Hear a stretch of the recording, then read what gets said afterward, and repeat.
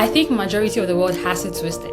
What many organizations are practicing is diversity and are not practicing inclusion. For example, this year I declined every single speaking engagement on International Women's Day simply because organizations are not practicing what they are preaching on their websites. What you have done is to hire women, but have you created an environment for them to actually thrive? You can't do diversity without inclusion. You can't do inclusion without diversity.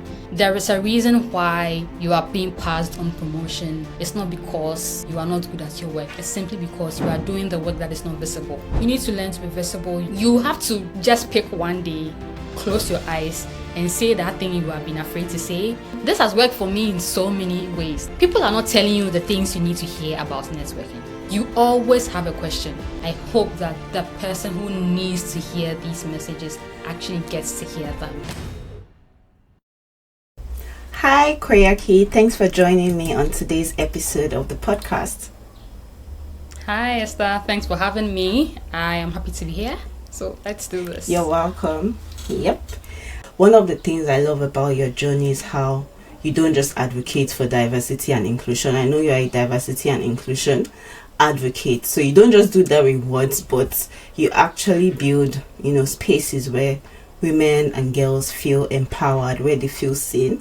And you do that with your platform called Because She Can.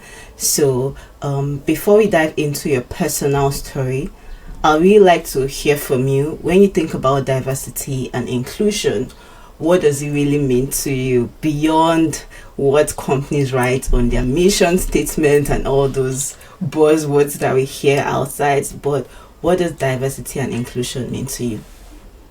Okay, thank you. And I love this question because if you didn't ask this question, I would have found a way to still answer it. Okay. I always, anytime I find myself on a panel and it's anything diversity, inclusion, I make these points. Simply because I think majority of the world has it twisted. There is diversity and then there is inclusion. What many organizations are practicing is diversity and are not practicing inclusion. And then there are those who are not practicing any at all in the first place. You are a diverse organization or an institution or a company, whatever the case is. If you have people from different, we are talking race, religion, gender, sexual orientation, you have that representation across your team. That is diversity. Inclusion is making sure that you are supporting these diverse groups. So if you have, for example, you've hired someone in your company who uses a wheelchair, right? So this is a person with a disability. And your company does not have a staircase. It has only a staircase, for example. What you have done is to be diverse, but are you inclusive? What are you doing to ensure that your organization actually supports these diverse groups that you have hired? Because the thing about diversity is the fact that diverse people or people from underrepresented backgrounds come with challenges. There is a reason why they have been in the minority for so long. Yeah. And so bringing them just into the conversation is not enough. You need to actually ensure that you are building systems that help them to be inclusive. I'll give you a typical example, and I say this all the time. For example, this year I declined every single speaking engagement on International Women's Day. Because for most, I'd like to hear that because I saw lots of posts about that. If you were a company and you know that women are the biggest group of people who struggle or are victims of sexual-based violence, gender-based violence, specifically sexual harassment, and it's big 2025. Your company does not have a sexual harassment policy, but some way, somehow, you have an inclusion and diversity statement. What you have done is to hire women, but have you created an environment for them to actually thrive? Because what are the reporting policies? Are women able to report people that harass them? Even if they do report, how is the information handled? What is the privacy around it? Do they end up becoming instead of they being the victims, do they end up becoming the villains? What is your policy around it? And so at the end of the day, what I'm trying to say is this: you can't do diversity without inclusion. You can't do inclusion without diversity. And it's way bigger than just saying that we have X number of women in our company. It's way more than saying that we have hired X number of people with disability, or we have this number of people from the global south in our company. It's more about what are the systems and what have you put in place to make sure that these diverse groups can actually thrive. That is it. Mm-hmm. Yeah, makes a lot of sense. I love how you clearly explained it, because it's easy to get the two mixed, right? People just say diversity and inclusion, but they don't really understand what it means. And the way you've explained it, like, it's very clear even for me to really understand that diversity is you can employ people from different races, backgrounds, genders, but you also have to make sure that you're empowering them so they're successful in the job, whatever work that they're doing at your company. And there's a lot of conversation going on, around the world, particularly the changes about DEI in the US. I'm sure you must have seen it. Like, the new administration came and, just removed DEI. And for me, representation is everything, right? The way I understand it, without these DEI initiatives, underrepresented groups, would be marginalized. And that's where we, women of color, people of color come in. We are at a higher risk, because even just being in tech, you're already like the minority group. So removing platforms like this, initiatives like this, really make us feel underrepresented, and it kind of gives us an unequal opportunity in the whole tech scene. So I think my question is, for women in tech, Black women in tech, how can we still thrive despite this whole, companies saying they're no longer doing DEI anymore? How can we still be successful working in tech? Okay, that's very interesting. But it boils down to advocating for yourself. And I know that it's such a challenge trying to advocate for yourself. And so I'm not going to sit here and just say it in vacuum, that advocate for yourself, because it's not that easy. First and foremost, especially as an African woman, we are not brought up with those values. Speaking up for yourself is typically seen as a male trait. I was just having a conversation with a friend right before this podcast. There was this trend of Grok AI, and then you can tell Grok that based on my X profile, can you generate a picture of me? And when I did that, Grok brought me a picture of a male. What? Yeah. For real? And I was not the only person. This woman, Confidence Stavely, the cybersecurity award-winning woman, it happened to her too. Grok also said she was male.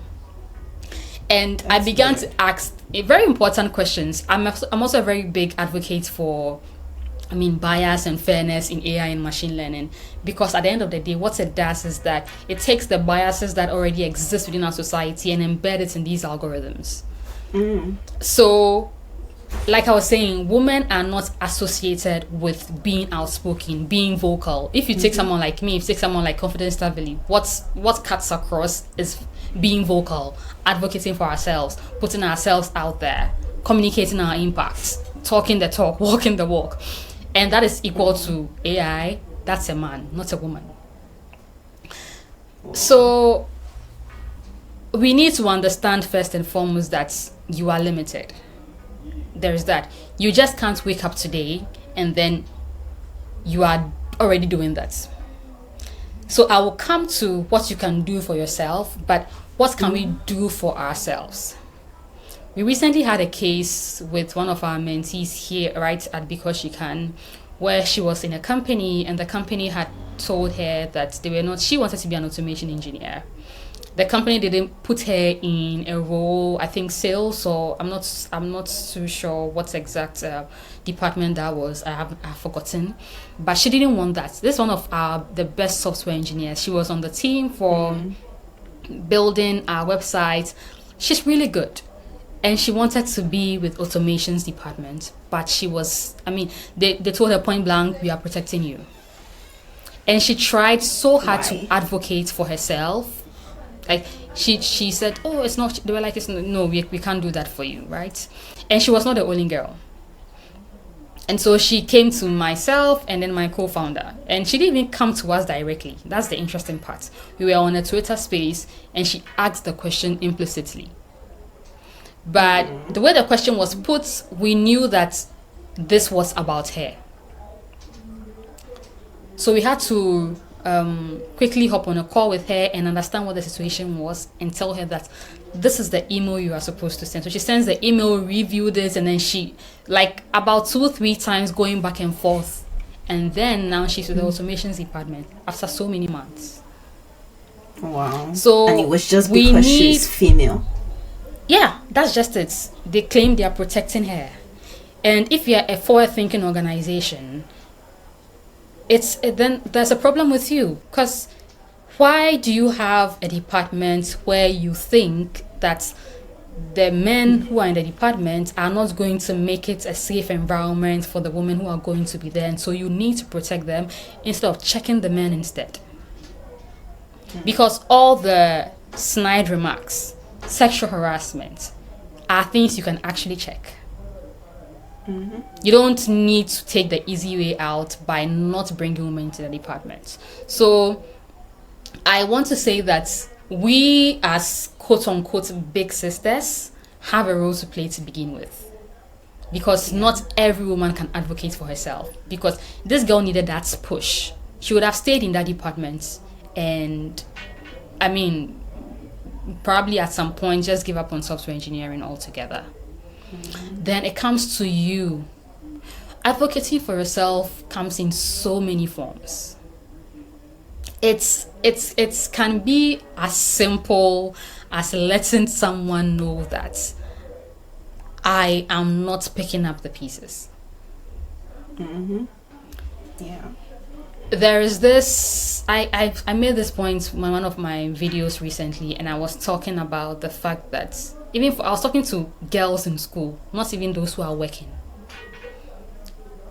You know, when there's like a project work and you're in the class and everybody's picking the parts, typically the boys are the ones who are doing the coding and the girls want to do presentations and then take notes. And I'm not against that, because I have picked up so many skills from notes writing and I'm working on presentations. But to what end? If you find yourself doing that all the time simply because of your agenda, that is where my concern is. Yeah, definitely. So it could be as simple as making people understand that for this meeting, I am not doing this. And I'll give you an example from my own story.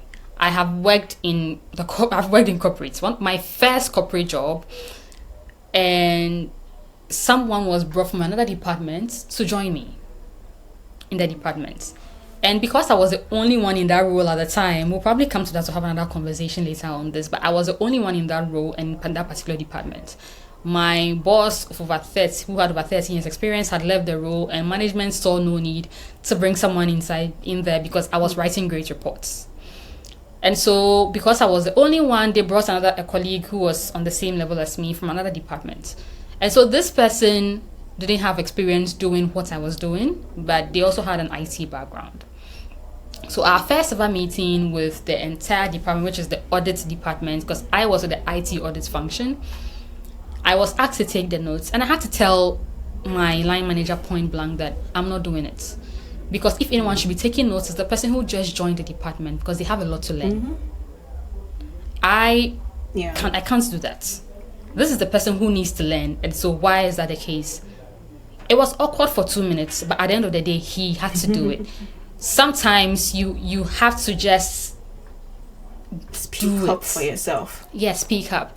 And this brings me to another thing. someone asked me this again because I told them a story that ended up in a even more awkward situation, and she asked me, so after that, then what? How did the workplace feel like? How was it? Wasn't it awkward? And I told her that here's the thing. It's the corporate world. It's the world has been unfair since time immemorial. We are practically suffering for the sins of someone who ate an apple. So the game is rigged to begin with. It's cutthroat out here. The person who is making you uncomfortable is not sitting down thinking in their heads that, hey, my God, I'm making this person uncomfortable, and they are not. They are very okay. And so you should be also okay with returning the favor, especially when you are right. There is nothing wrong with there being, women have this innate desire to fix things, to make everywhere peaceful, because we are the peacemakers, we are the homemakers. Make everybody happy. So you feel like because it is you have done something, and then you don't need to do anything. Awkward is part of, it's a fleet of human emotions. let's be awkward. It's great. After some time it will wear off. Everybody will be good, because the person doing that to you has never sat down 1 minute to think about the fact that this is awkward. So you need to advocate for yourself, keeping some of these things in mind. And at the end of the day too, you have to do it afraid. I keep saying this, like, there's never going to be a time where you will feel like, now this person, I can speak up for myself. That time will never come. There will never be that time. You have to just pick one day, close your eyes, and say that thing you have been afraid to say. Take that action you've been afraid to take. Make people uncomfortable, create uncomfortable situations, so that you can also, get your way. Let people stop. Don't feel like you need permission to do certain things. Advocating for yourself is even beyond that. Negotiation of salaries, negotiating pay raises, talking about things. I'll give, and there's this other example that comes to mind when it comes to negotiating. And I'll put this, I know we are going to talk about visibility at a point, but I'm going to chip this in. There is a reason why you are being passed on promotion. It's not because you are not good at your work. It's simply because you are doing the work that is not visible.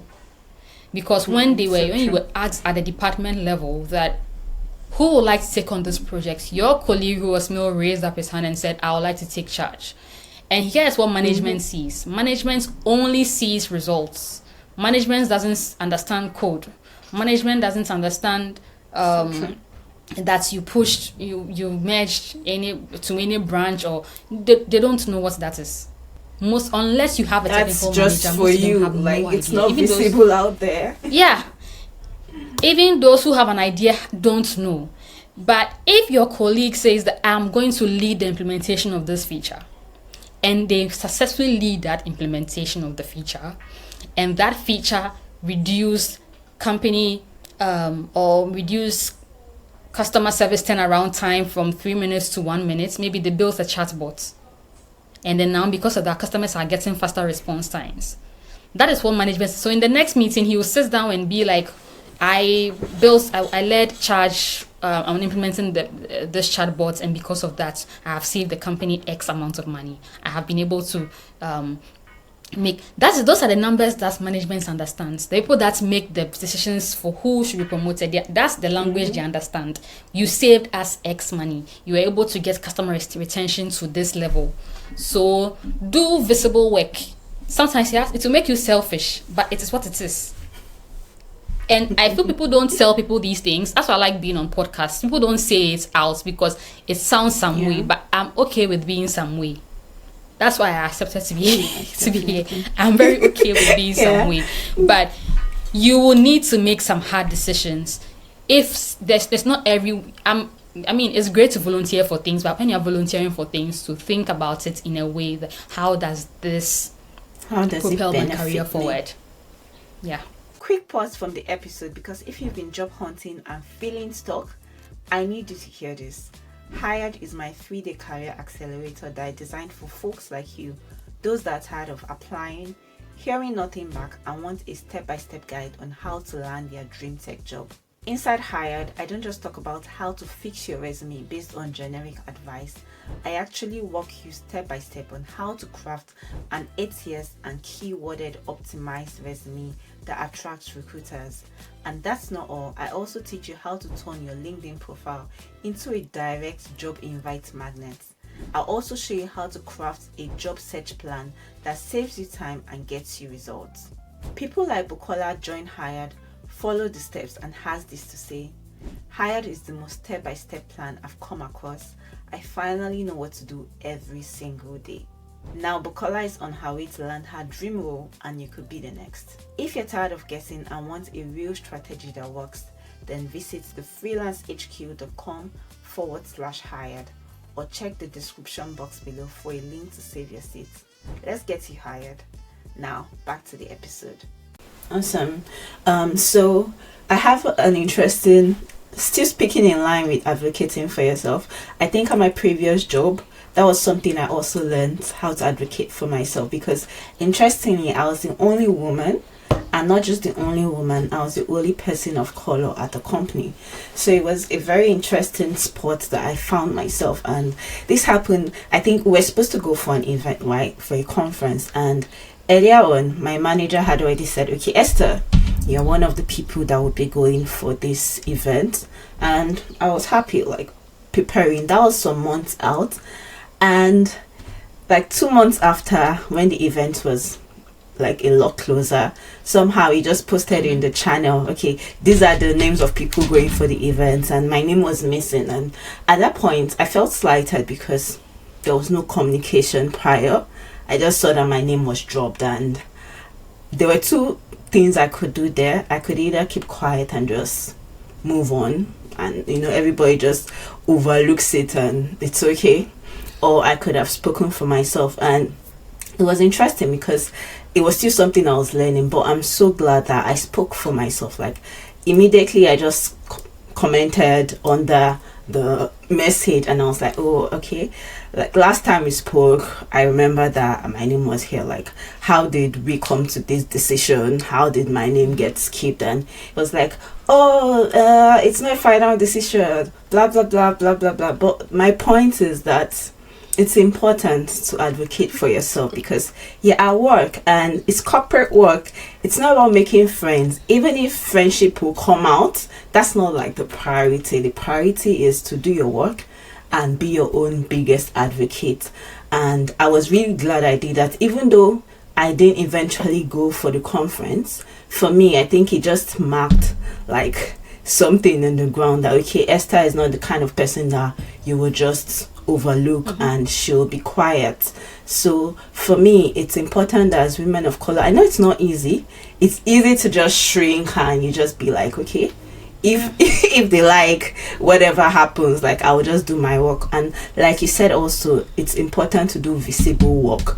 If there's someone that's at work, if there's a woman that's at work and feels invisible, she's putting in our work, I think it's important to just know that you shouldn't shrink yourself. Be intentional about making your work visible. And it could even be just sending regular updates to your manager, right? Okay, this is what I've done. Like, instead of being quiet about it and waiting for the person to say, oh, let's have a meeting, like, send regular updates, post in channels, just be visible, speak up more in meetings. I remember that I didn't really used to speak up in meetings because I just felt weird, right? I felt like every other person has said it. But I've learned that even if you don't know what to say something, make a comment on what someone else has said. It just makes people like, don't just be quiet, because when you're quiet, it makes people feel like they can just step on you and nothing will happen. They can overlook you and nothing will happen. But speak up in meetings, because at the end of the day, it's not about how much work you do, it's about how much visible your work is to management. Your work is. I think it's exactly. I think it's important to not just do work quietly, but to do work that is visible. No, at all. And it's exactly. I think too, I onboarded 2 new mentees recently, and on my onboarding call with them, I was just telling them that I asked them at the end of the call, like, do you have any questions for me after my debriefing? And one was like, no, and I was like, this should be your first and last time you ever get asked, do you have any questions, and you say no. Do you have any questions for me and you say no? Yeah. I told her, like, this is your first lesson as my mentee. You always have a question. Like, there should be no way you never have a question. If you don't have a question, you probably have a comment. Because it is what makes people remember you. If there is, I always hear this thing. If you see me at an event, I have an agenda. I'm saying it here on this podcast. If you see me at an event, I have an agenda. I'm not at any event for just being there purposes. I've probably seen who is on the panel and I want to talk to them one way or the other. You can call it whatever you want, but I have an agenda. If someone is sitting on a panel and that is someone you've been trying to talk to for ages, for example, you can't reach them on LinkedIn, you send them a message, you don't hear from them because they are busy. How does this person remember you? If this person is on a panel and then they made a submission, someone made a point and they are done, and then, after panel discussions, there's questions. One thing I've seen from my part of the world especially is that there can be a whole panel discussion, they are done, and the people just clap and then they go, because you ask if there are any questions and everybody says no. And you don't need to have a question. You don't even need to have a question. Like, what does this person say that you could even challenge? It could be as simple as saying that, okay, you talked about the solutions you are using to combat gender-based violence in rural areas. How do you think this framework can be implemented in urban centers? Because women in urban centers too have to do with gender-based violence. It is thought-provoking.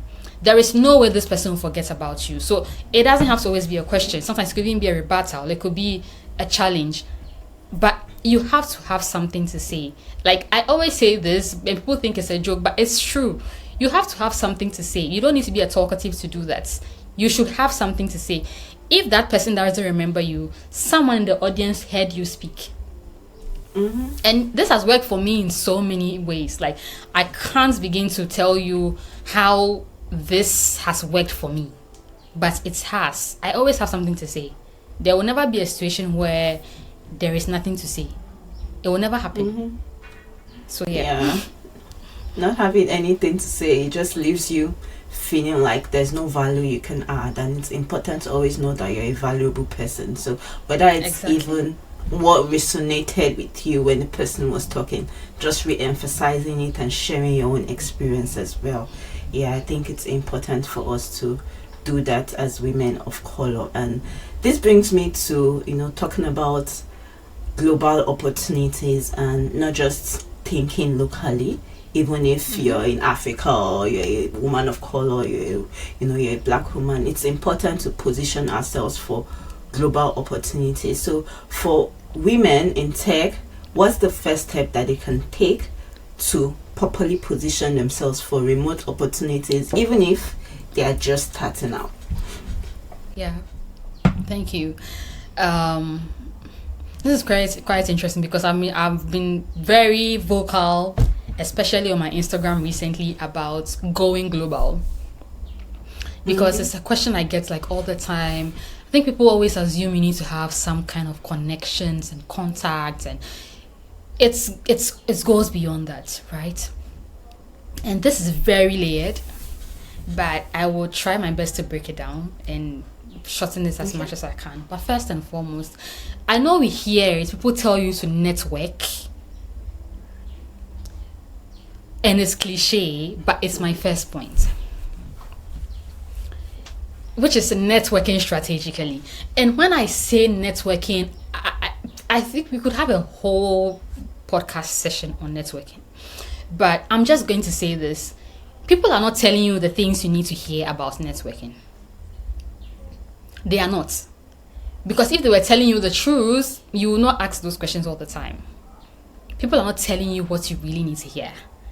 Because what you need to hear doesn't sound appealing, not appealing to the ear, but it doesn't sound like the cute stuff. So for example, I gave one point. The you need to understand first and foremost that what most people call networking is a glorified form of social climbing. That's what it is. Like, at its core, it's a form of social climbing. You are trying to get to this person, for this person to know you exist, for the person to know that I am a software engineer, and so if you hear of any opportunity, please remember me. You are climbing socially. But what your strategy should be is how to do this climb without it being for it not to look like you are climbing. And that's where you start to think strategically. Okay. And you can't fake it. Like, when I say you can't fake it, you can't fake to care about somebody. You need to care about people beyond just that. One way to network, I always say it all the time, is to show up to tech events. Yeah. Show up for tech events. It doesn't have to be even just a coding tech event. Last year, I attended a party. It was code and cocktails. It happens all the time in Ghana. Like I said, it's just a party of tech heads. When tech heads are gathered anywhere, they will still talk about tech, whether it's a party or whatever the case is. And this happens in December. On the table. Yes. This happens in December. And you know, December in Accra is like a big deal. All the Microsoft software engineers who come to Accra, those who work at Goldman Sachs, all these companies, when they come, they all attend this party. Because, who will not want to do that? It's in these places you find some of these opportunities. I would always say it. Attend tech events, especially as a beginner. Just attend them. Talk to one or two people. People get to know you in the industry. You know what you do. It's a very big step. If I say I'll talk about networking, we'll not finish today because I have so many points on networking. However, it's very important to do this. Yeah. The next thing is putting yourself out there and being visible. I keep saying that we are a very lucky generation. Our forefathers and our parents had to go an extreme extra mile to have their work recognized. Before you will see someone in this country or from Ghana or example or Nigeria working at the UN or something, typically their father was somebody, or their father was able to take them to university abroad. So they were able to go to some schools, have some kind of classmates. That is how they were able to get to work in these places. Now we have people who have never stepped foot outside of Ghana being able to land opportunities with companies like the UN. We are talking the World Bank. I have a friend who sat in Ghana during the COVID-19 pandemic and went through an internship with Bank of America and is now at vice president level at Bank of America. Whoa. The internship was virtual. This is someone who was based here in Ghana. Our parents, our grandparents, great-grandparents could never, even if they wanted to. Yeah. So we are a very fortunate generation with the internet. And so you need to be visible. Visibility is hard. It's one of the hardest things I've had to do. But for someone like me, I'm very outspoken. I've always been an outspoken child. Since I'm very outspoken, I'm a talkative. But here's the thing. We are in a place where visibility is being rewarded. I apply for opportunities and they are asking me if you have an Instagram account. Do you have a TikTok account? Can we see? It's because of where we find ourselves. It's really unfortunate. And gone are the days where you see people. I know software engineers who don't even have a LinkedIn profile, and they've worked with some of the best companies.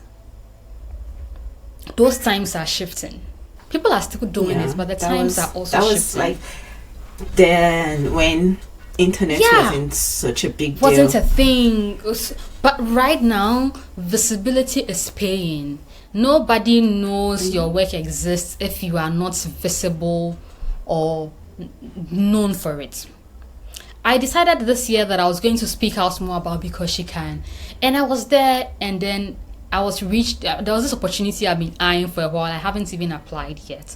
And then I got an email from someone from the organization who was like, we think you'll be a good fit because of the work you do with Because She Can, so we'll be happy to receive your application.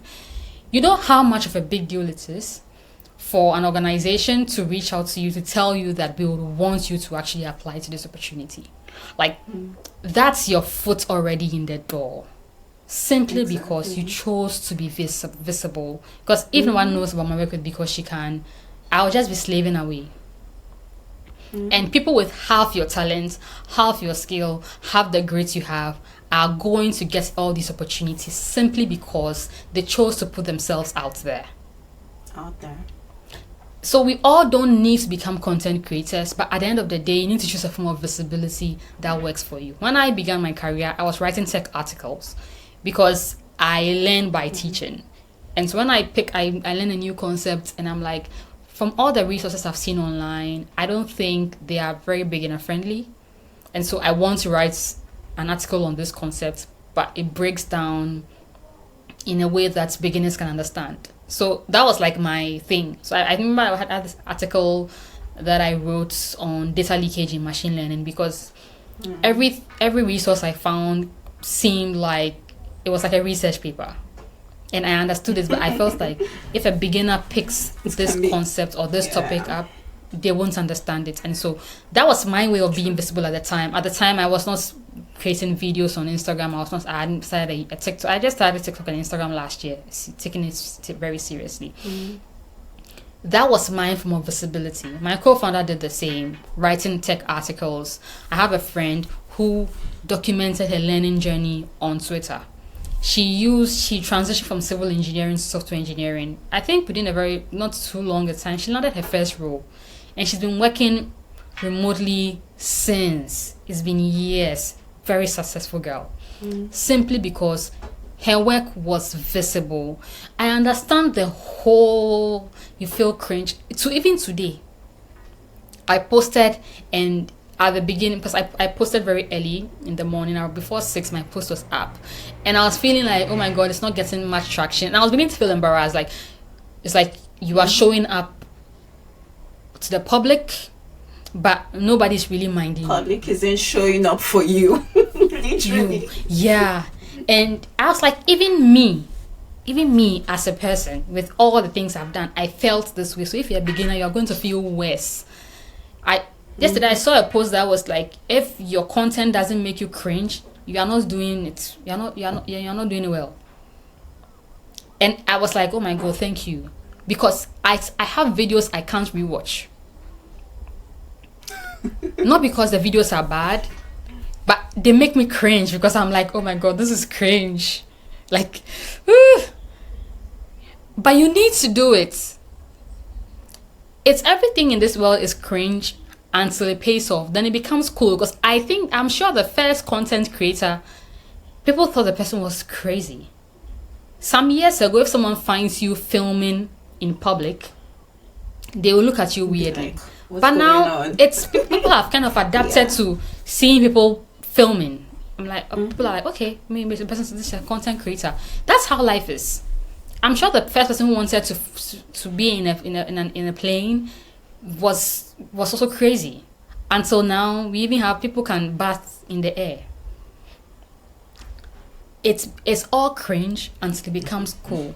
So the earlier you hop on the bandwagon and we all go, the better, because I think people need to see or interact with other people who are in positions that they would want to be in, and be able to see. I don't want to use the word mediocre, but I have to use it. But when you expose yourself to some people that are seemingly at the top, and you engage them and realize that it's likely that you're even smarter than this person, but they have made it to some place that you could be in, and it's simply because people know them for their work. Yes. So visibility, like I've spoken so much on it, but you need to learn to be visible. You need to advocate for yourself by networking properly. Another thing too is that I've talked about women being each other's keeper. There is so much space for us for all of us at the top. Since time immemorial, women have been brought up to see themselves as competition towards each other. Women have always been competing for, if it's not a man's attention, it's like you'll be in an office situation, you realize that two women are bickering and they are weird to each other because they think that they need to both get the manager's attention or something, but that makes no sense. There is so much space for all of us at the top. I wish people really knew this and could see this and pick it up. Older women, younger women, it's not a battle. There's nothing like a Gen Z person, you are Gen X or Gen this, and you have to you want to punish people for how they choose to present themselves, and you think this person is not. I'll give you an example. Like, this is very away from our conversation, but it is also the reason why I also preach that if you are in your 20s or your teens or your 30s, 40s, whatever it is, make sure that you have a very good time in your life, wear everything you want to wear, look as good as you want to do, so that when you see women at that age, when you are older, you don't think that they are in competition with you. It's true, because we can talk about men and their allyship and everything we want, but there's nothing that is more hurtful than internal misogyny. And when you are dealing with a woman who is being misogynistic towards you, it's a different level of it. If anything, we should be building up each other. And so, like, that is one thing I wanted to chip in. You can advocate for yourself all you want, but if you have a woman at a place sabotaging your efforts or not complimenting your efforts, you're in trouble. Yeah. When I think about women complimenting each other, I think it's very important. And there's this term that people just use, wildly. They just say women supporting each other, but I think in reality it's not just using that terminology, women supporting each other. It's even in the little things, like seeing a woman post the content and you just scroll past, you don't interact. Like, it can be your friend, as little as just sharing that post, as little as putting a comment to encourage the woman, as little as just being that bigger person for someone that is new to, an industry, for someone that is new to your terrain. Being that person that can guide is important. And speaking of what you talked about in terms of visibility, I think when I hear visibility, one thing that comes to mind is that scripture from the Bible where it says, no one lights a candle and puts it under a bushel, because at the end of the day, it's a candle. Your candle is supposed to shine bright. So if you're really doing work and you want it to be visible, you wouldn't just be quiet about it, right? You would also look for ways to share this work, whether it's on social media, whether it's to talk about it. And you don't have to be. I think one thing that discourages people from sharing their work publicly is just the fact that they think a lot of people will criticize it. They feel like, I'm not enough, I don't know enough to share. But in reality, even that thing is enough to teach someone else. I always say that you don't have to be an expert for you at a particular subject for you to teach it.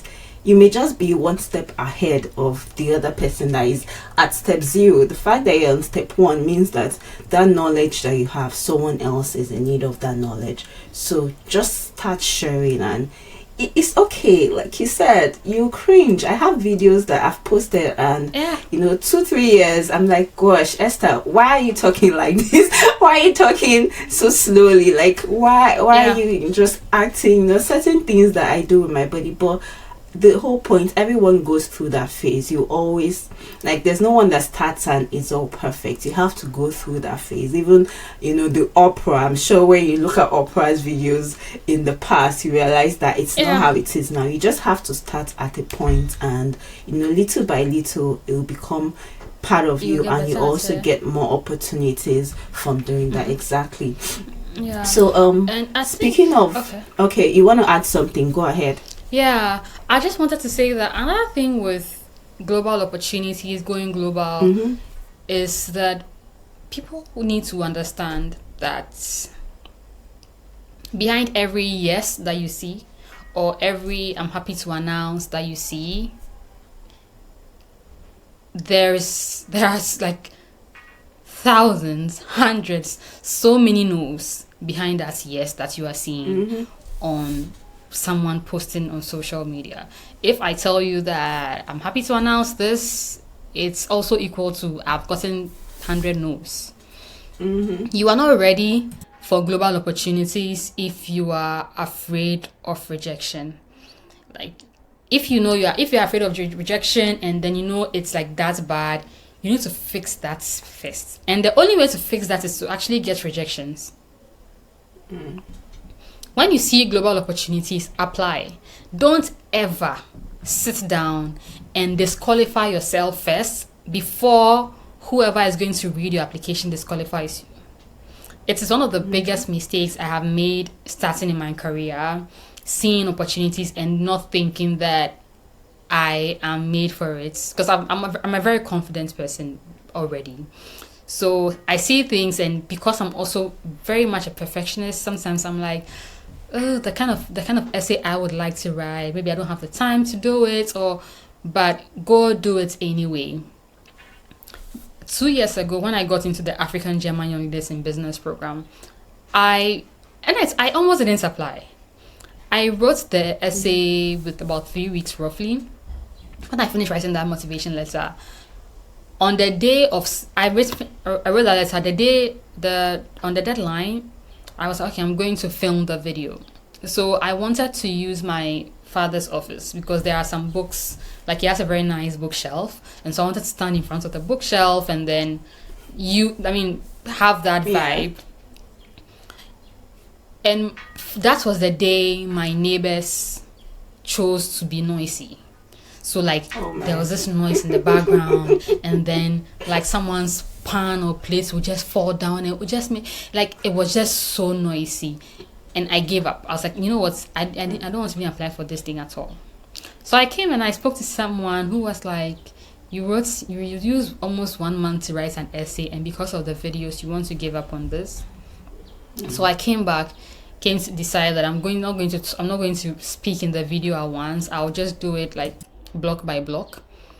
So I just filmed quickly, edited it. I sent my application 4 minutes to the deadline. Whoa. The day I got an acceptance, the day before I had gotten a rejection into some particular program that I thought I would have gotten into. Oh, and I was there, and then I woke up now and do this. Exactly. So these things, it's a numbers game. If you see something and they say UN sustainability program, World Bank this, the people that are there, they are like you. It's simply because they've taken that leap. If you see it, apply. Never disqualify yourself first. The last person who should be disqualifying you is you. You can't do that to yourself. Apply and let them disqualify you. Yeah. That's the thing about most. And at the end of the day too, you get better at everything in this world by doing that thing. You get better at writing motivational letters by writing them. The next motivational letter you write after the first one is always going to be better, because you now have some experience. You've seen some rejections. You've gotten better at writing. Everything in this world, that's what will happen. You can sit down in your room and watch every single video on how to edit a video.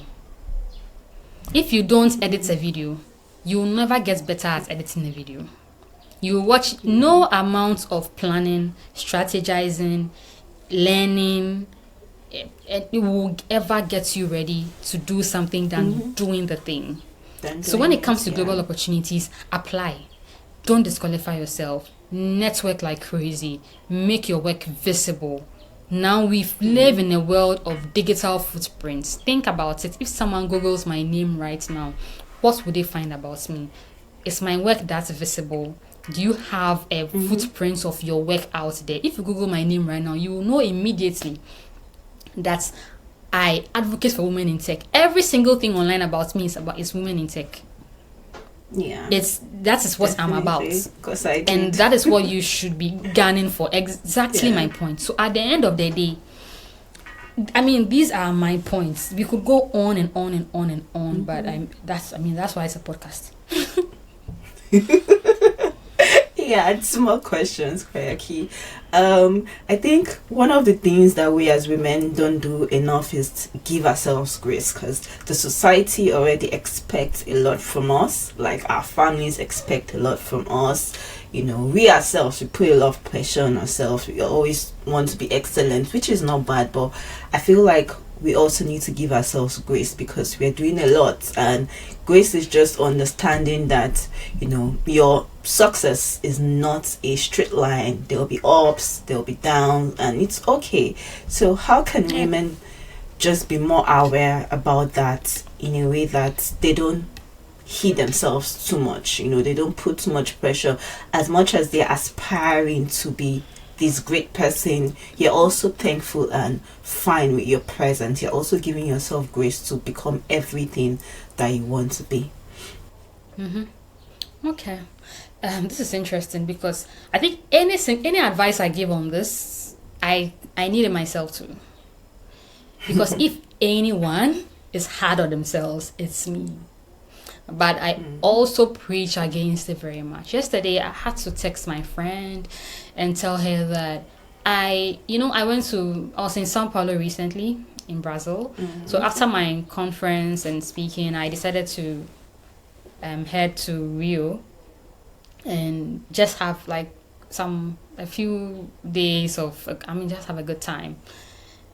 And so I did so many things. Like, I did so much. I went on a doors of helicopter ride. I was in the sky with my shoes out, and like, I had a really good time.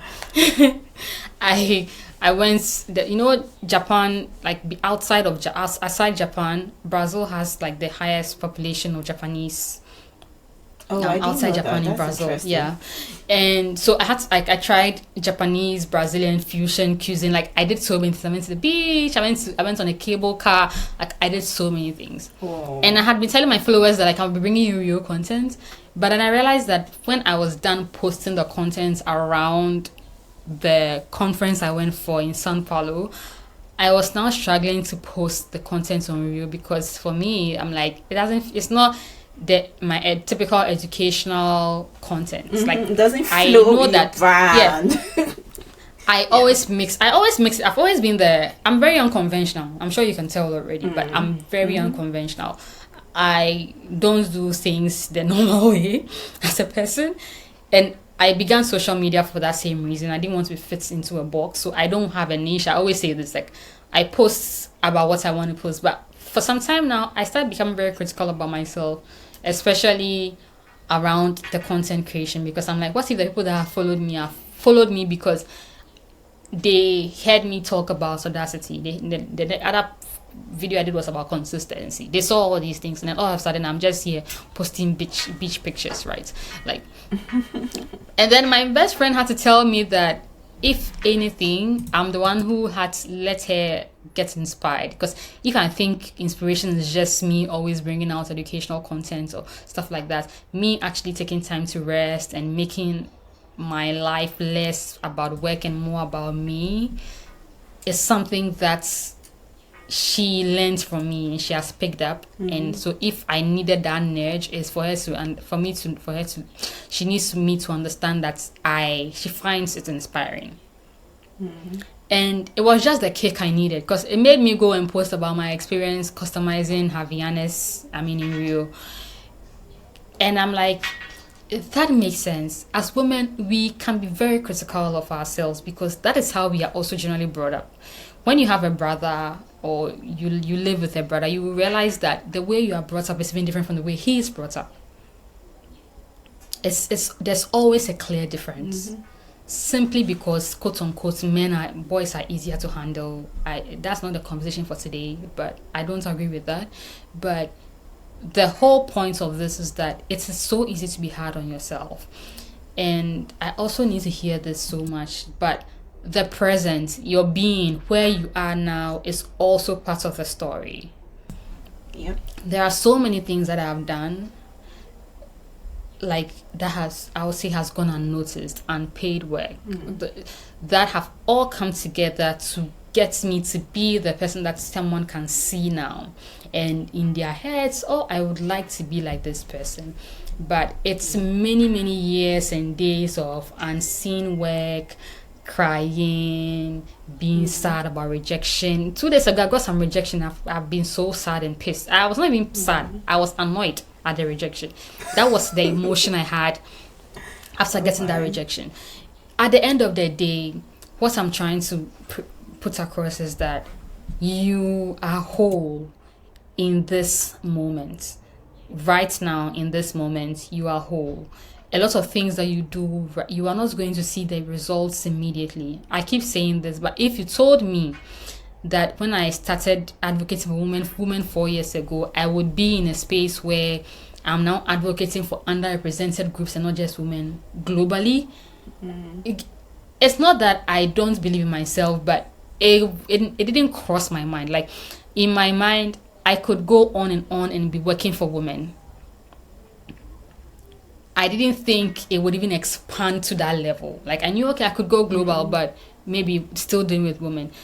Most things that you do now, you are not going to see the results immediately. Most of the people that you see now, that you see in the results, that you like, I like to use Confidence Tavili as an example all the time. This woman is always announcing something. She's not on a new council, she's not on a new board, she's either speaking at a keynote speaker at this event. This woman her requirements for speaking at an event, if you are not flying her, she doesn't fly economy. These are her requirements. Her speaker fees are no joke, and I admire that. But what people don't see is the many years of work that she has put in to be in that position. So if you are in this position, in a position right now, you're not seeing something. So I'm not in a place to, not that I don't deserve, but to demand that I'm flown in business class to speak at at an event. But you most likely will not be able to ask me to speak at your event 5 years down the line from now, and you are not flying me economy. You are flying me economy because I'm not flying economy at that time myself. So why do you think you can fly me economy? But that is the point. We see the results, and so we don't see the work that was being done behind the scenes. And most of those years of work are unseen. They are the work. That's the work you do when you are not seeing any. No one is applauding you. When you upload a video and nobody likes it. When you make a tweet and nobody retweets it. It's on your LinkedIn. You hardly see any reshares because you're not a popular person. It's all those years, all the thing, everything comes together as evidence of work done, and then one day, boom, everybody thinks that's what many people call overnight success. But there's nothing like that. It's simply the work that you were doing, nobody could see, that is now paying off, right? So it's very okay to just ground yourself in this moment and now. But it's also very important to be able to differentiate when you are truly not doing enough from when you are being hard on yourself. Because it's possible that you are actually not doing enough, you are laid back, and you need to seriously lock in. That's also very important. And that's a key element of being self-aware. So you need to be able to tell that in this moment I'm not doing well, I could do better for myself, and then you just go do better. But sometimes you also need to realize that you're human in this moment and now you are whole. You need to appreciate the process. Like, if you don't fall in love with the process, you will give up long before. Yeah, I love that. There's something that Myron Golden, one of the people I follow, always says regarding work. He says, all work works in time. It either works on you or works for you. And like you said, there are many times that you're doing something and it's like no one is recognizing it. right? But you need to know that it's either working on you, even if it's a tweet you made, no one reacted to it, no one liked it, or it's a content you shared on Instagram, no one even commented on it. At the end of the day, you are learning skills, you're learning how to communicate, you're learning how to manage social media, you're learning how to do so many things. And even though at that point it feels like nothing is working, eventually, you know, in the next couple of months, years, you start reaping the fruits of everything you've sown. It's just like sowing seeds. At the end of the day, you start to reap the harvest. So as women, I think it's important to recognize that. So as much as you have a very ambitious drive, you also need to be thankful for the moment. So Kweyakie, tell us more about Because She Can and where anyone listening to you today can find you. Okay. So, Because She Can is a non-profit organization that is primarily based in Ghana. We work towards the inclusion of African women in technology. And the bane of our existence and the work that we do is to try as much as possible to have projects and initiatives that benefit people across the globe. So we don't want geography to be a restriction, right? So Because She Can runs an array of programs.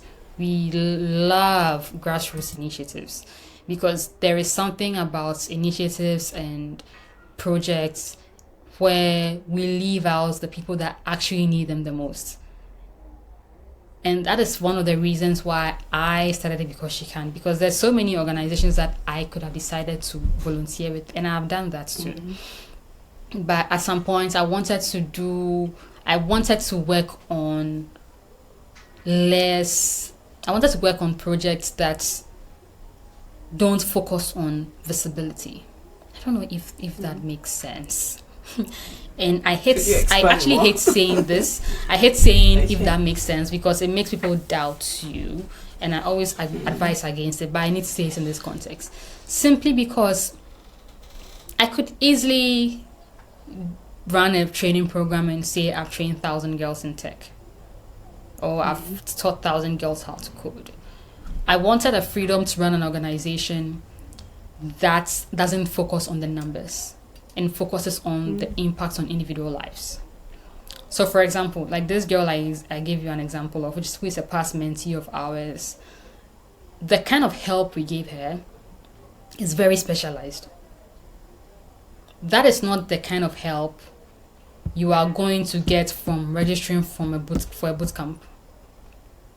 You can register for a boot camp and be done. This girl is trained. She's a software engineer. But who will teach her to advocate for herself? Who will review that email she needs to send to management? And that is why Because She Can. We are simply interested in projects, the boring stuff. The stuff that don't bring you the numbers, right? So, for example, how many of these cases can you handle? It's a lot of work. Sitting down and telling someone that bring the email you are sending to management, I want to have a look at it. It's very specialized help. And we love it. We love to do that. So Because She Can runs mentorship programs. We have a fellowship, which is the Code Bridge Fellowship. For that particular program, what we do is to zone in on women who find themselves in positions where they are economically disadvantaged. Because we also realize that one of the biggest barriers for women in getting into the tech industry and actually thriving there is financial. Because if you don't have a laptop, what's the point? You can try. People have done it, but to what end? Just the limit. Yeah, we really, the work. What I love about the work we do Because She Can is that, all those barriers that people list when they are sitting and speaking engagements. We pick those barriers and build programs that directly address the barriers. We've met girls who are from families where, because they are women, if there is a laptop or a computer at home, only their brother has access to it. They can't have access to it. This problem is beyond even financial. it even has to do with the community. So if you find me on TV, I love being on morning shows. If you find me on a morning show, there is never a time where when I'm asked, like, because I've been on TV shows for International Women's Day, International Day of the Girl Child, on those particular days. I always zone out of advising girls and directly speak to parents, directly speak to the community, religious organizations, the actions that you are the things that you are doing to reinforce gender stereotypes are what I'm interested in, because we can empower the girl child all we want. If they don't have an environment to thrive in, you are wasting your time. If there is no way you are going to have 2 kids at home, and when your son comes from school, he takes off his clothes, he goes to change, he can do his homework, play some video games, that's going to practically open up his mind more, and then your daughter only has to help in the kitchen. By the time she's done, she's tired, she does her homework, and she goes to bed. Those are the convos we need to have. Talk to people beyond just the girls. So we do that as well, grassroots work, talking to the community, talking to religious leaders, talking to teachers. So that is why I like how you invited me with this podcast. I like podcasts for that reason, because I saw your email when I saw your email, it was very late, like a month after, but I was like, I need to do this, so I decided to reply you.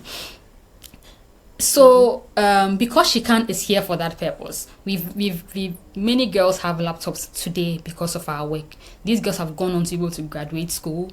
They've been able to land roles and work with really great companies and are doing amazing. We have a mentorship network that has close to 200 mentors and mentees from over 15 countries across the world that are mentoring African women. Our 4th cohort starts 28th of April this month. And beyond that, we do, when I say grassroots work, we have organizations that we partner with. So we go to underserved communities to actually teach. When I say teach, we are going beyond teaching people to code. There is no point in teaching people who have never seen a computer before in the first place how to code. They even need to understand how to type in the first place. So we do a lot of context-based teaching. In some communities, we teach the girls how to code. Even in some communities, we teach them the parts of a computer. The person has never seen a laptop before or a computer before. Moving them straight to coding, you are just pouring water into a basket. They need to appreciate a computer in the first place. So very context-based. If you are dealing with girls in some communities, we teach them about internet safety. Because in a community where teenage pregnancy is very rampant, we are not going to sit down and be hypocrites and not assume that most of these girls, no matter their age, most of them are sexually active. And the best thing we can do is to actually teach them how to protect themselves online. Because fortunately or unfortunately, the one thing that you think you don't expect them to do, they're probably doing it already. And so it goes beyond. That's why I keep saying that Because She Can is bigger than tech and just code and teaching girls to code. Internet safety is important. There are young girls who don't know that it's not safe for them to be sharing.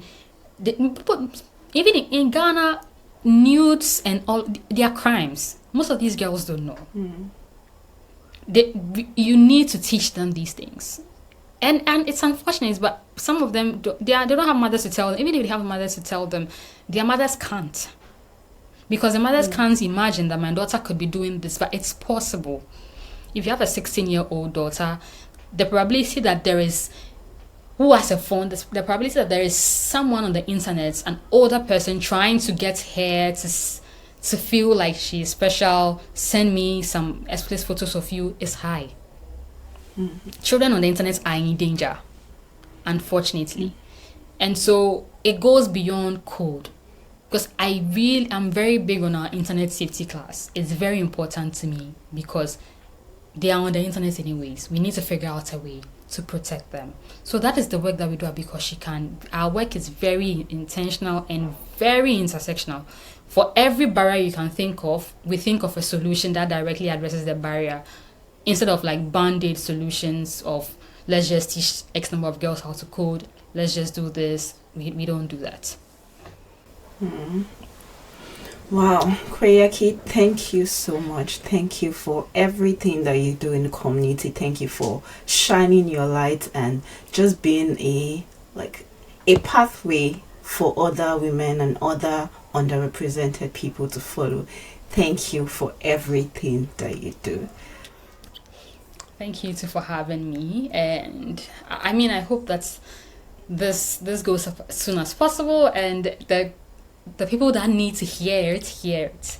It's always my hope when it comes to podcasts, when it comes to TV shows, whatever the case is. Like my hope is never numbers. It's always on. I hope that the person who needs to hear these messages actually gets to hear them. So that is it. And thank you too for inviting me. I've had a good time.